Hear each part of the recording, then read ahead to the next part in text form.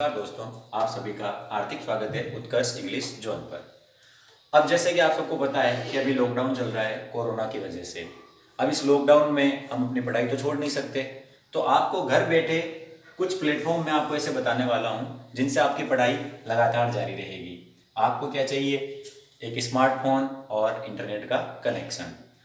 अब इस लॉकडाउन में कौन कौन से चैनल आपके लिए उपयोगी साबित हो सकते हैं, उसके लिए हम थोड़ी सी चर्चा कर लेते हैं। सबसे पहले, अगर आप इंग्लिश लिटरेचर और इंग्लिश ग्रामर पढ़ने के इच्छुक हैं, आपको ये पढ़ना है, बिल्कुल नहीं आती है, जीरो से शुरू करना चाहते हैं या एडवांस सीखना चाहते हैं, तो इसके लिए आपको जो उत्कर्ष इंग्लिश जोन चैनल है ये आपके लिए बहुत उपयोगी साबित हो सकता है। मैथ्स अगर आप पढ़ना चाहते हैं तो एग्जामिनेशन अड्डा नाम से हमारा चैनल है, उसको आप सब्सक्राइब कीजिए और ज़रूर कीजिए, जहाँ पे आपको अब्दुल वाजिद सर मैथ्स पढ़ाएंगे। अगला है संस्कृत। संस्कृत के लिए जो बच्चे 10th में हैं या जो 11th 12th की जिनके पास में संस्कृत साहित्य है या जो BA के साहित्य के हैं, उन सभी के लिए दधिमती संस्कृत एजुकेशन नाम से हमारा चैनल है, जहाँ पे शैतान सर आपको संस्कृत पढ़ाते हैं। और ज़रूर सब्सक्राइब करें छोटे बच्चों के लिए, क्योंकि ये तृतीय भाषा है और अक्सर स्कूल में इसका थोड़ा कम ही पढ़ाया जाता है, इसलिए ये चैनल आपके लिए बहुत उपयोगी साबित होगा। साइंस के लिए आप बायोलॉजी मोनांजत नाम से चैनल है, उसको सब्सक्राइब जरूर करें। यहाँ पे आपको MD सर साइंस पढ़ाएंगे और बेहतरीन तरीके से पढ़ाते हैं। अब बात करते हैं हम उत्कर्ष इंग्लिश जोन में आपको क्या क्या पढ़ने को मिलेगा। उत्कर्ष इंग्लिश जोन में आपको इंग्लिश के लिए ग्रामर और लिटरेचर, इन दोनों का पोर्शन आपको पढ़ने को मिलेगा। अब ग्रामर और लिटरेचर कौन सी चलेगी? ग्रामर कंप्लीट अपन जीरो से शुरू करेंगे, बिल्कुल जीरो से, अल्फाबेट से स्टार्ट करेंगे। इसी वीडियो में आपको अल्फाबेट पढ़ाया जाएगा, अल्फाबेट से शुरू करके और एडवांस लेवल तक, जहां तक भी इंग्लिश की ग्रामर पहुंचती है उस लेवल तक हम आपको पढ़ाएंगे। अगली बात करते हैं लिटरेचर की, तो 11th और 12th राजस्थान बोर्ड की लिटरेचर यहाँ पे आपको पढ़ाई जाएगी, साथ में BA और MA। यहाँ पे जो इंग्लिश लिटरेचर के हैं, इन यूनिवर्सिटीज़ के, जो MDS यूनिवर्सिटी है अजमेर की, MGS है बीकानेर की, और university of Rajasthan Jaipur, in 3 universities का सिलेबस आपको इस चैनल पर मिलेगा। तो आप जो भी इनमें से जो पढ़ने का इच्छुक है वो जरूर शेयर करें, इन चैनल्स को सब्सक्राइब करें, ताकि आपको टाइम टाइम पे नोटिफिकेशन मिले। अब हम बात करते हैं कि आपको कौन कौन सी वैकेंसीज जो है उनके लिए आपको इंग्लिश पढ़ने की जरूरत होगी। अभी जो करंट में चल रही है उन वैकेंसीज की मैं आपके लिए पहले बात कर देता हूँ। हाई कोर्ट में क्लास 4 की वैकेंसी आ रखी है, 10th पास, जिसकी एलिजिबिलिटी है 10th पास। अब इसमें इंग्लिश का पोर्शन है और बड़ा पोर्शन है। हाई कोर्ट LDC के अंदर जो ग्रेजुएशन लेवल पे कर दी है इस बार, इन वैकेंसीज का भी आपको पूरा वीडियो मिल जाएगा, कैसे क्या, किसकी क्या क्वालिफिकेशन है इस वैकेंसी। ये जो है अभी इसके फॉर्म भरना बाकी है, तो कब इसके फॉर्म भरे जाएंगे इसके बारे में भी हम आपको जानकारी देंगे। पटवार 2019 के फॉर्म भरे जा चुके हैं और इंग्लिश और हिंदी दोनों का पोर्शन है इसमें, इस बार इंग्लिश को जोड़ा गया है और पूरी कंप्लीट इंग्लिश है। आपको देखने को मिलेगा कि 4 टॉपिक ही दिए हुए हैं, मगर वो 4 टॉपिक में एक जो एरर करेक्शन का जो टॉपिक है, उस एरर करेक्शन के अंदर आपको पूरी इंग्लिश ग्रामर पढ़नी पड़ेगी। अगली बात करते हैं अपन फर्स्ट ग्रेड के लिए संस्कृत डिपार्टमेंट में वैकेंसी चल रही है, अभी एग्जाम होना बाकी है। उसमें आपको फर्स्ट पेपर के लिए संस्कृत जो डिपार्टमेंट की वैकेंसी है उसमें फर्स्ट पेपर में इंग्लिश के 5 क्वेश्चन आएंगे, उसमें भी पूरी ग्रामर है। इसके अलावा 3000 पदों पे भर्ती और आनी है, अपने शिक्षा मंत्री ने कल ही इसके लिए हमने वीडियो डाला है, आप जरूर देखें, घोषणा की है। RSSB स्टेनो की एग्जाम प्रस्तावित है, उसके अंदर आपके इंग्लिश के 75 क्वेश्चन, मेजर पार्ट है यहाँ पे 75 क्वेश्चन का, ये कवर करेगा आपके। रीड के लिए आपको जो फर्स्ट या सेकंड लैंग्वेज जो भी आप लेंगे इंग्लिश, उसके लिए आपको पढ़ाया जाएगा। और यहाँ पे मैं आपको बता देता हूँ कि जो टीचिंग मेथड्स है वो भी अगर आप डिमांड करेंगे तो यहाँ पे आपको अवेलेबल रहेगी, टीचिंग मेथड्स भी पढ़ाई जाएगी। किसी भी चैनल पे ये बहुत मुश्किल से मिलती है टीचिंग मेथड्स, लेकिन हम आपको यहाँ पे अवेलेबल कराएंगे। और SSC के लिए बात करें तो चाहे वो 10+2 की वैकेंसी हो, चाहे वो MTS की वैकेंसी हो, चाहे वो CGL हो, ये वैकेंसी हर साल आती है और इनके लिए आपको मिलती रहेगी। अब इसके लिए आपको करना क्या है, बस हमें फॉलो करना है, सब्सक्राइब करना है, शेयर करना है, और जितना ज़्यादा शेयर करेंगे उतना ज़्यादा आपका और आपके फ्रेंड्स का फायदा होगा, हमारा भी मनोबल बढ़ेगा। तो तो आपको और ज़्यादा वीडियोस मिलेंगे। अब बात करते हैं हम जो हम इस YouTube चैनल पे आपको कैसे क्या प्रोवाइड कराएंगे। आपको पहले ये जानकारी दे दूँ, रोज हमारे 2 वीडियोस अपलोड होंगे डेली। 2 वीडियोस डेली अपलोड होंगे और हर वीडियो का जो ड्यूरेशन रहेगा वो 30 मिनट्स के अप्रोक्स रहेगा, 30 मिनट के लगभग। पार्ट वाइज चलेगा, बिल्कुल जीरो से लेके एडवांस इंग्लिश ग्रामर तक, जीरो से लेके एडवांस इंग्लिश ग्रामर तक आपको लगातार पार्ट्स में मिलेगी, 1 2 3 4 करके। और जहाँ तक मुझे उम्मीद है लगभग 300 वीडियोस बनेंगे। अब 300 वीडियोस बनेंगे तो ये लॉकडाउन के लिए ही नहीं है, उसके बाद भी जारी रहेगा अपना काम। आपकी पढ़ाई बिल्कुल जारी रहेगी और भविष्य में आने वाली सारी वैकेंसीज के लिए जहाँ जहाँ पे भी आपको इंग्लिश ग्रामर देखने को मिलेगी, उन सभी की आपकी तैयारी मेरे द्वारा गारंटीड करवा दी जाएगी। आपको कहीं पे भी दोबारा पढ़ने की जरूरत नहीं पड़ेगी। अब बाकी कोचिंग में और अपनी कोचिंग में फ़र्क क्या रहेगा? फ़र्क इतना सा है कि वहाँ पे जो पढ़ाया जाता है आपको यूट्यूब पे बिल्कुल मिल जाएंगे, और भी चैनल मिलेंगे, क्यों नहीं मिलेंगे, और उनमें मिलेगा, लेकिन उनमें कुछ टॉपिक ही मिलेंगे आपको, वो केवल अपने एडवर्टाइजमेंट के लिए होता है। तो कुछ टॉपिक डालते हैं, आधा टॉपिक डालेंगे या 1/4 टॉपिक डालेंगे, लेकिन अपन यहाँ पे बिल्कुल पूरा चलाएंगे, कंप्लीट आपको मिलेगा और एक एक टॉपिक। इसके साथ ही आप हमारे टेलीग्राम ग्रुप पे, जो कि उत्कर्ष इंग्लिश जोन नाम से है, उस पर जुड़ सकते हैं। कोई भी क्वेश्चन आपका हो वहाँ पे पुट कर सकते हैं, और वहाँ पे आपको जो PDF है वो बिल्कुल मिल जाएगी। हर क्लास की नोट्स मिलेंगे आपको, क्लास नोट्स अवेलेबल रहेंगे। अब इसके साथ ही साथ आपको एक जानकारी और दे देता हूं मैं कि जो न्यूज़ नोटिफिकेशन रहेंगे, लेटेस्ट न्यूज़, किसी भी प्रकार का एजुकेशन से रिलेटेड जो न्यूज़ रहेगी वो आपको सबसे पहले हमारे चैनल पर देखने को मिलेगी।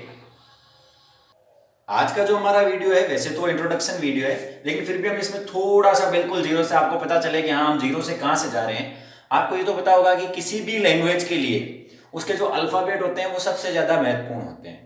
वर्णमाला सबसे पहले चाहिए ही चाहिए होती है। वर्ण होंगे तभी तो शब्द बनेंगे, शब्द होंगे तभी तो वाक्य बनेंगे, वाक्य होंगे तभी तो ग्रामर का उद्भव होगा। अब हम बात करते हैं अल्फाबेट, इंग्लिश में अल्फाबेट। इसमें लेटर्स कितने हैं? लेटर्स कहते हैं अपन अक्षरों को, वर्णों को। तो इंग्लिश में 26 लेटर्स बनाए गए हैं। कौन कौन से हैं आप सभी को पता है? ABCDEF GHIJKL MNOPQRSTU VWXYZ। ये तो सभी को आता है, नहीं भी आता है तो अब आप, मुझे विश्वास है कि सीख गए होंगे। आगे बात करते हैं। अब इसमें इसको भी अलग अलग भागों में डिवाइड किया गया है। कैसे डिवाइड किया गया है? वोवल और कॉन्सोनेंट में। अब यहां तक तो हमने अक्सर सुना ही है, लेकिन बहुत कम लोगों ने सुना होगा कि कुछ सेमी वोवल भी होते हैं। सेमी वोवल, जिन्हें अर्ध स्वर कहते हैं। अब वोवल और कॉन्सोनेंट में क्या फर्क है? वोवल होते हैं स्वर जिनकी खुद की ध्वनि हो, खुद की मात्राएं हो। इंग्लिश में अपन बात करें तो जो मात्रा लगाने का काम करे। हिंदी में जो खुद की ध्वनि तो होती नहीं है, वो दूसरों की सहायता से बोले जाते हैं। वोवल कौन कौन से हैं? A, E, I, O, U। ये 5 क्या है? वोवल है। इनकी संख्या कितनी है? 5। अब पीछे बच गए 21, होने चाहिए 21, लेकिन कॉन्सोनेंट 19 ही है। क्यों? क्योंकि 2 तो सेमी वोवल है। अब 2 सेमी वोवल कौन कौन से हैं? W और Y। W और Y यानी AEIOU, W और Y, इनको छोड़ के जो भी 19 लेटर्स बचते हैं वो सारे के सारे क्या हैं? कॉन्सोनेंट। अब आप कहोगे कि ये वोवल, सेमी वोवल कैसे हैं, हमें समझाओ। बिल्कुल समझाएंगे। इसके लिए आपको देखना बस हमारी तरफ। सेमी वोवल हमने कहा W और Y, W और Y को हमने कहा सेमी वोवल। वोवल की जो डेफिनेशन थी वो हमने कही कि जो मात्रा बनाने का काम करे। अब देखो W और Y कई बार मात्रा बनाते भी हैं और कई बार मात्रा नहीं भी बनाते हैं। जैसे देखो W, ये स्पेलिंग लिखी हमने वेव। अब वेव, ये वेव है। यहां पे W क्या प्रोनाउंस हो रहा है? वे। वे कोई मात्रा तो नहीं है, वे तो क्या है? व्यंजन। यहां व्यंजन है तो ये किसका काम कर रहा है? कॉन्सोनेंट का। यही अगर मैंने लिखा ग्लो, ये ग्लो। अब देखो ये ओ की मात्रा का बनाने का काम कर रहे हैं दोनों, तो यहां पे ये क्या काम कर रहा है? वोवल का। ऊपर का काम कर रहा था? कॉन्सोनेंट का। तो हो गया ना सेमी वोवल, आधा वोवल आधा कॉन्सोनेंट। सेम बात करते हैं अपन वाई के लिए। वाई देखो, वैसे वाई ये के लिए काम आता है, ये के लिए काम आता है, जैसे येलो येलो, ये येलो, यहाँ पे वाई क्या है, ये येलो, ये जो मात्रा है ये ई की है, ठीक है। यही अगर बात कर ले अपन सिटी, अब देखो सिटी, ये टे तक तो ठीक है, ये जो ई की मात्रा लगी है ये किसने लगाई है, वाई ने। यहाँ पे इस वाई ने किसका काम कर लिया, वोवल का। यहाँ पे किसका काम कर रहा है, कॉन्सोनेंट का। तो वोवल और कॉन्सोनेंट दोनों का काम कर रहे हैं, इसलिए इनको क्या कहा जाता है, सेमी वोवल। अब ये कंसेप्ट आपके क्लियर हो गया होगा, वोवल क्या होता है, कंसोनेंट क्या होता है, सेमी वोवल क्या होता है। साथ ही साथ अपन दो चीज और देख लेते हैं जो हमारे आगे काम आनी है, वर्ड और सेंटेंस। सेंटेंस को तो अपन डिटेल में पढ़ेंगे, क्योंकि सेंटेंस के प्रकार भी होते हैं, टाइप्स होते हैं, सब कुछ होता है, तो स्ट्रक्चर होता है, वो भी पढ़ेंगे अपन। पहले अपन पढ़ लेते हैं वर्ड्स। वर्ड्स वैसे जनरली कहा जाता है ग्रुप ऑफ लेटर्स। सबको पता है अक्षरों के समूह को वर्ड्स कहते हैं, लेकिन क्या सारे जो वर्ड्स हैं, सारे जो ग्रुप हैं वो वर्ड्स हैं, नहीं। पहली शर्त होती है ग्रुप ऑफ लेटर्स, दूसरी शर्त होती है इन ए राइट ऑर्डर। उनका क्रम सही होना चाहिए, अगर क्रम सही होगा तो ही वो वर्ड कहलाएगा। और तीसरा, टू हैव ए मीनिंग, साथ ही साथ कोई ना कोई अर्थ भी होना चाहिए। अगर अर्थ होगा तो ही वो वर्ड है, तो ही वो शब्द है, अगर अर्थ नहीं है तो वो शब्द भी नहीं है। अब बात करते हैं किस तरह से group of letters right order और मीनिंग फॉलो करते हैं।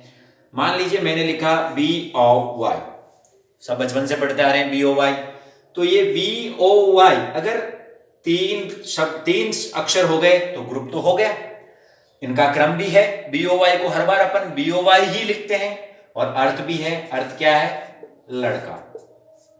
अगर इसका क्रम चेंज कर दूं, ओ बी वाई कर दूं, तो क्या ये वही स्पेलिंग है, नहीं। अब ये वर्ड नहीं है, क्यों नहीं है, क्योंकि इसका कोई अर्थ नहीं है, इसका ये क्रम भी नहीं है, इसलिए ये वर्ड नहीं है। आप चाहें तो इसका स्क्रीनशॉट ले सकते हैं।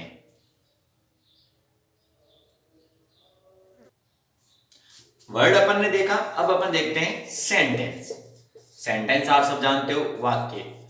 फिर बता रहा हूं मैं, वाक्य को अपन पूरा डिटेल में पढ़ेंगे, क्योंकि वाक्य के प्रकार होते हैं, वाक्य स्ट्रक्चर के आधार पे चेंज हो जाता है, वाक्य मीनिंग के आधार पे चेंज हो जाता है, वो अपन बाद में देखेंगे वाक्य के अंदर क्या क्या आता है। फिलहाल हम इतना सा देख लेते हैं कि सेंटेंस के लिए भी कौन कौन सी शर्तें चाहिए होती है।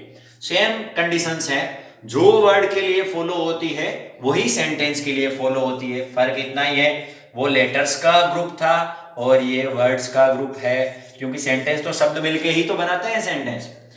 दूसरा अपन बात करें तो सर्टेन ऑर्डर तो होना ही चाहिए, निश्चित क्रम, सर्टेन ऑर्डर, निश्चित क्रम होना बहुत अनिवार्य है। तीसरी अपन बात करें, तीसरा होता है to make a complete sense.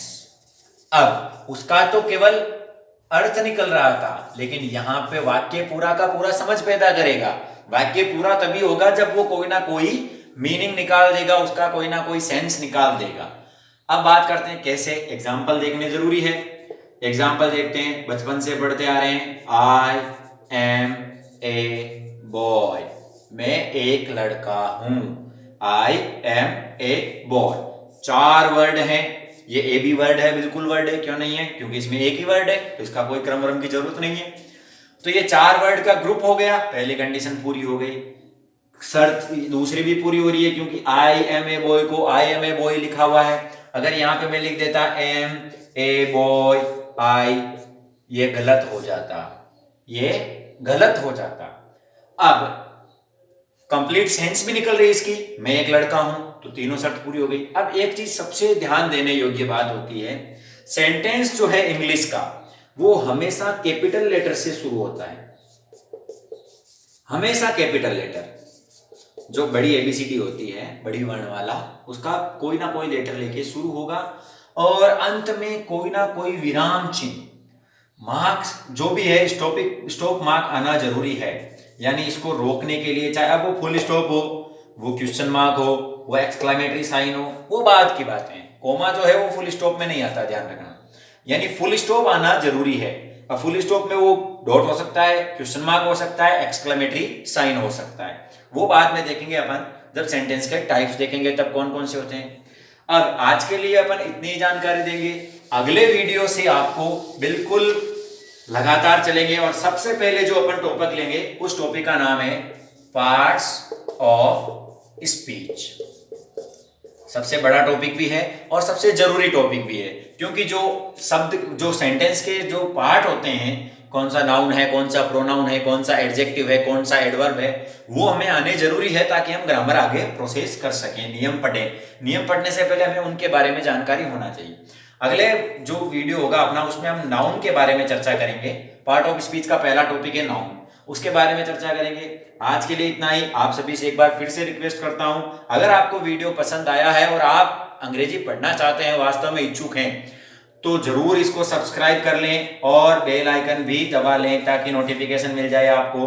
दूसरी चीज, आप चाहते हैं कि आपके फ्रेंड्स का भला हो, उनको भी कंपटीशन में इंग्लिश में दिक्कत नहीं आए, तो इसको शेयर करें। तीसरी चीज, अगर आपको पसंद आए तो ही लाइक करें। और पीडीएफ अगर आप प्राप्त करना चाहते हैं जो क्लास की, तो उसके लिए आपको हमारा टेलीग्राम चैनल है, उसको सब्सक्राइब करना है। टेलीग्राम चैनल का नाम है उत्कर्ष इंग्लिश जोन। आप है जैसे ही लिखेंगे हमारा टेलीग्राम चैनल आपको शो हो जाएगा। धन्यवाद।